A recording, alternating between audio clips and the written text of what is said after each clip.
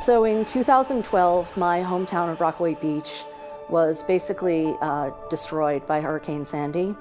We had about 9 feet of water in my parents' basement, and my neighbors just looked like they've been through a war. I stood there and I said, I never want this to happen to any other community. And that was the start of a journey for Alex Berkowitz, a visual artist by training who was working in the food industry at the time. Alex began visualizing solutions to combat the power of the sea, and she came up with one.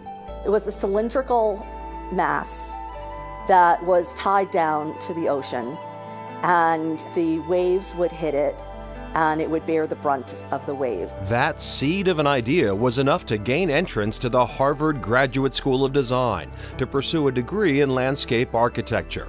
There, she refined the idea of what she calls the wave breaker, winning the Harvard Innovation Lab's President's Award along the way.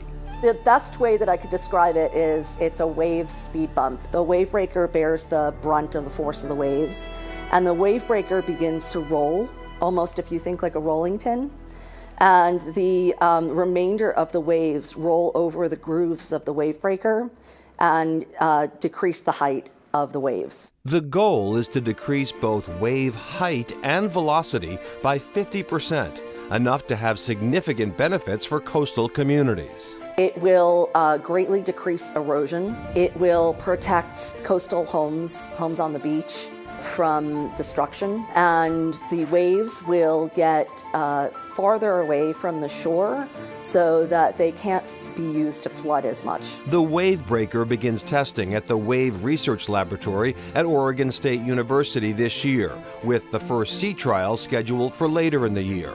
And the concept continues to receive accolades. Berkowitz recently won the Clinton Global Initiative Climate Resilience Award. Current storm solutions, such as building seawalls, can cost millions, even billions of dollars.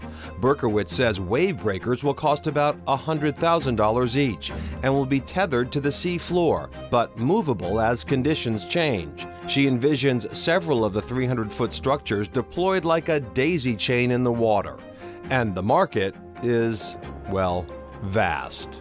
There is 372,000 miles of coastline around the world. And we are estimating that about at least 1/3 of that is inhabited.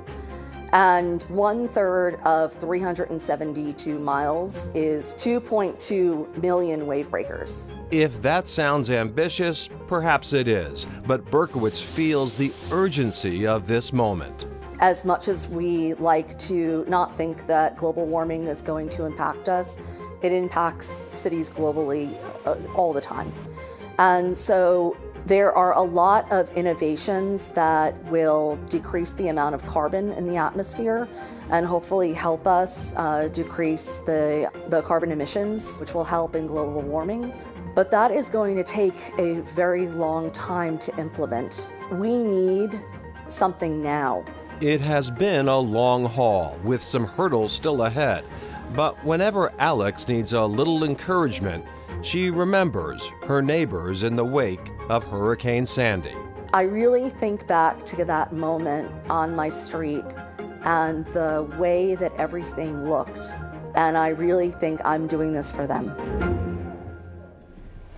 And Berkowitz is working on a plan that will turn the energy the wave breakers absorb into electrical generation as another green solution to our electrical needs. Right, and she hopes that the wave breakers can be built somewhere in the Northeast to take advantage of all the green technology expertise that we have in this area, and also the existing manufacturing infrastructure for offshore wind in places like New Bedford. So she thinks this would be a great place to actually build them. That'd be great. All right, coming up, oysters, anyone?